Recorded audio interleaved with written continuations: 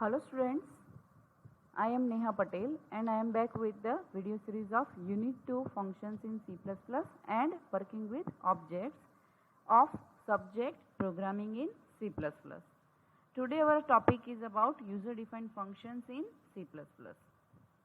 So the objective of today's session is to know about how to develop programs using user defined functions and also to know about the different parameter passing techniques in user defined functions. So friends, there is a function in each C or C++ program that you all know, right? Which function it is? It is a main function. Yes, a function is a group of statements that together perform a task. So dividing a complex problem into smaller chunks or parts makes our programs easy to understand and reusable. And as we all know that in C program it is compulsory to have at least one main function in a program. Same way every C++ program has at least one function, that is main. So friends, as we all know that there are two main type of functions. First one is a library function and second one is a user defined function. So what is library function? Library functions are predefined functions. We can say these are the inbuilt functions. They are declared inside header files like iostream.h, conio.h, math.h, then string.h, iomanip.h, right? There are so many header files we are including in our programs. So these inbuilt functions are linked from that library functions. So these function body are stored inside the .dll files of your header files. The example of library functions are getch, clr, etc.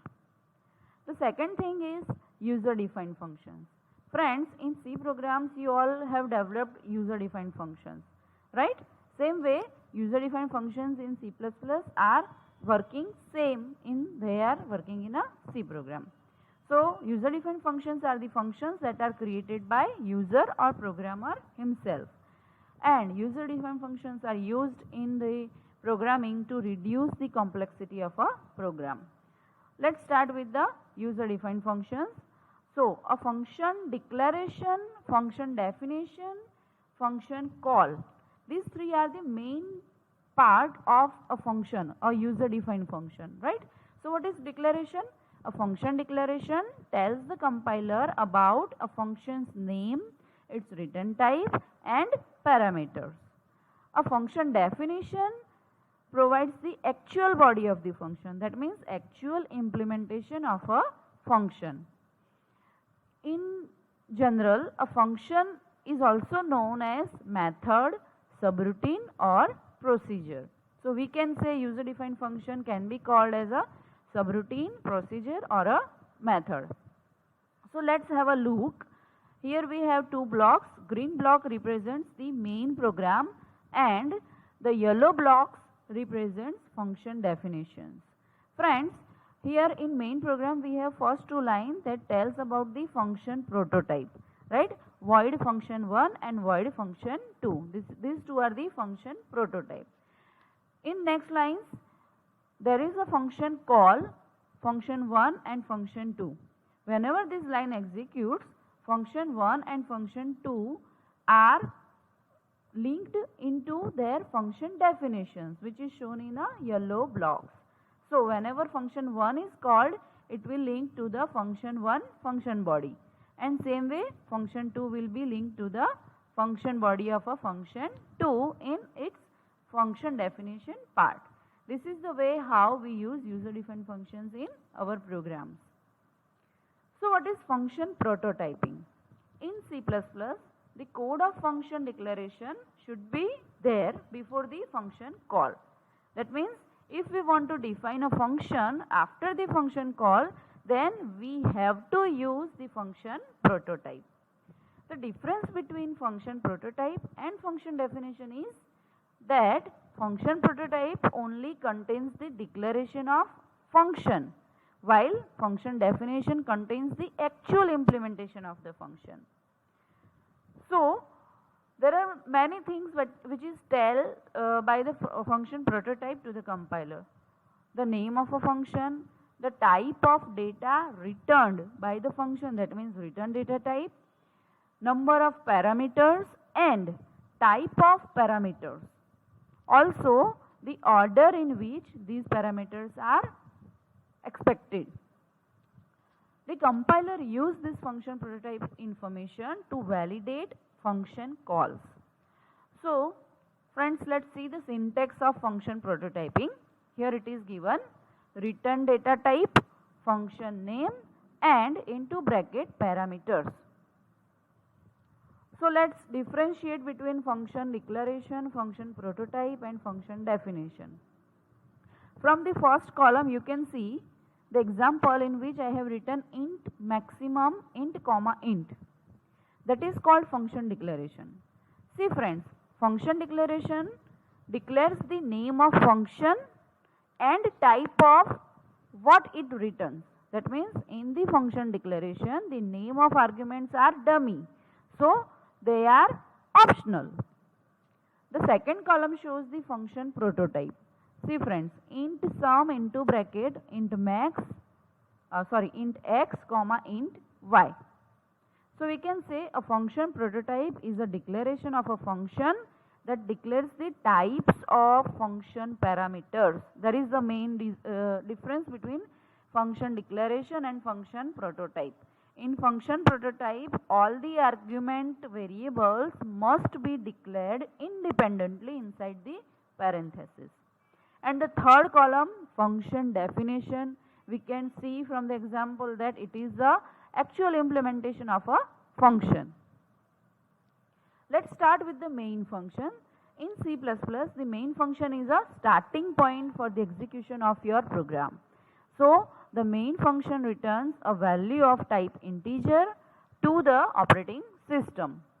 The prototype of main functions are: first one is a int main without having any parameter, and second is a int main having two arguments, int argc, that is argument count, and second one is a character array argv, that is the argument vector.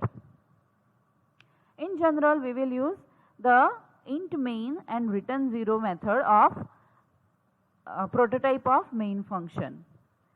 The function that have a return value should use the return statement for the termination.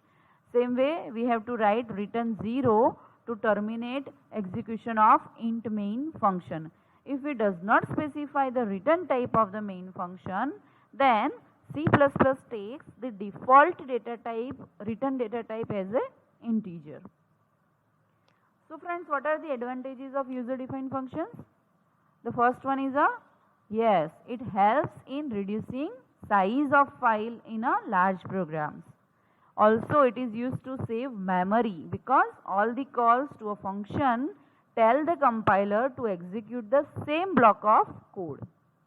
Then the third advantage is it improves the program's readability, understandability and maintainability.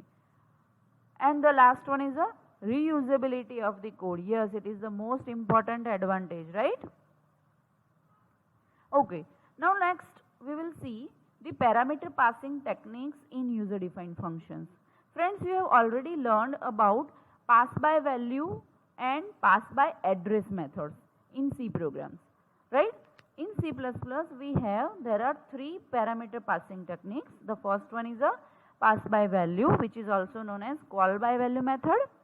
Second one is a pass by address, that is passing by pointer, and the third one is a pass by reference, that is call by reference method. Let's see each one of them one by one. The first one is a pass by value method. Whenever a function is called using the value of variables, then this method is known as a call by value method or pass by value method. The values of actual parameters do not be modified by formal parameters. In this method, actual parameters are not changed by formal parameters. In this method, all the process done on the duplicate variables rather than the actual value of the variables. Let's see the example. Here I have written a code in which I have shown function declaration. See, void swap, then int comma int. Simple, we are declaring the function here. Then in second line I have written how to call this function, right? That is swap a comma b. We are passing the value of a and value of b here. Then void swap int a comma int b. Here it is a function definition which is followed by function body. Let's see the program by having its output.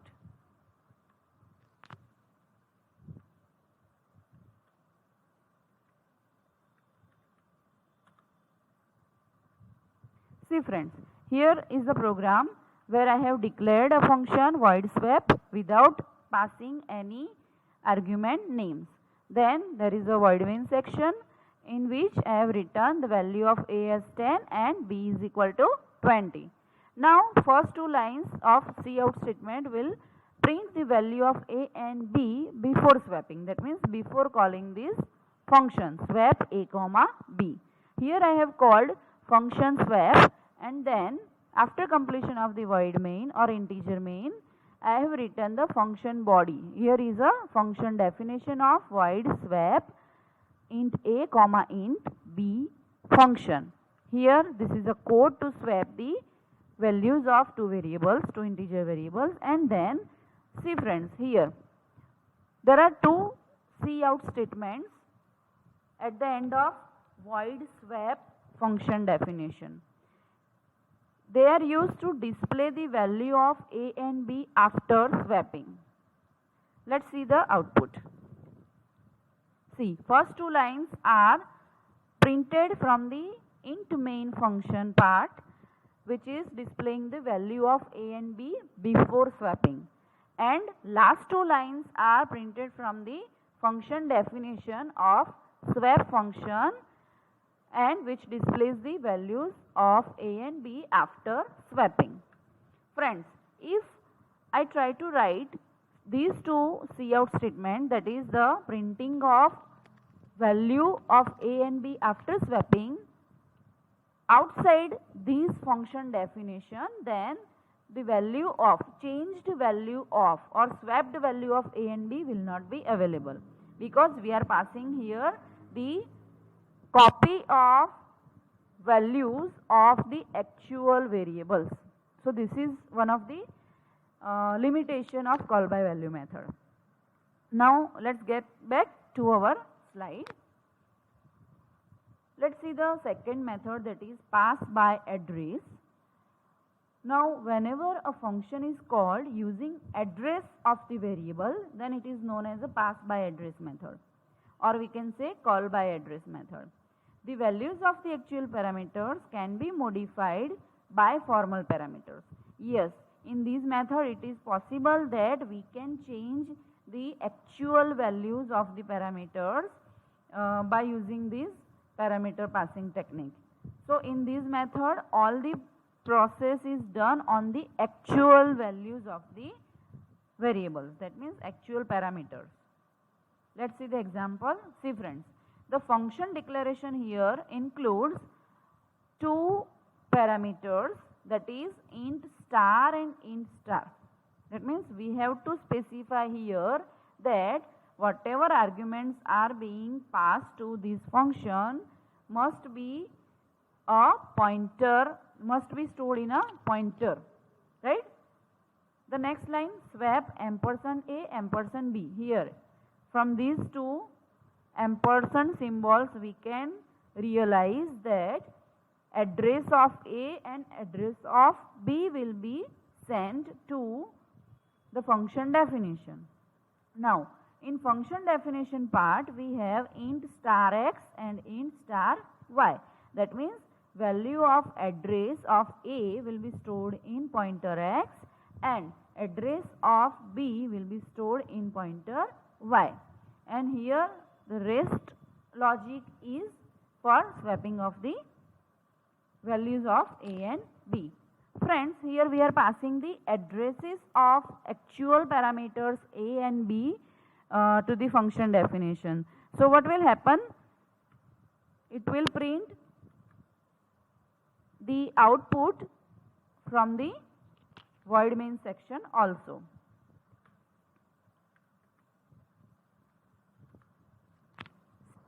So friends, in call by address method we can pass the address of actual arguments, and because of that we can have the swapped value of the actual arguments outside the function definition. That means we can access the actual argument changed value in the main function. Let's see once again the output of this program in which we have used parameter passing technique, call by address or pass by address.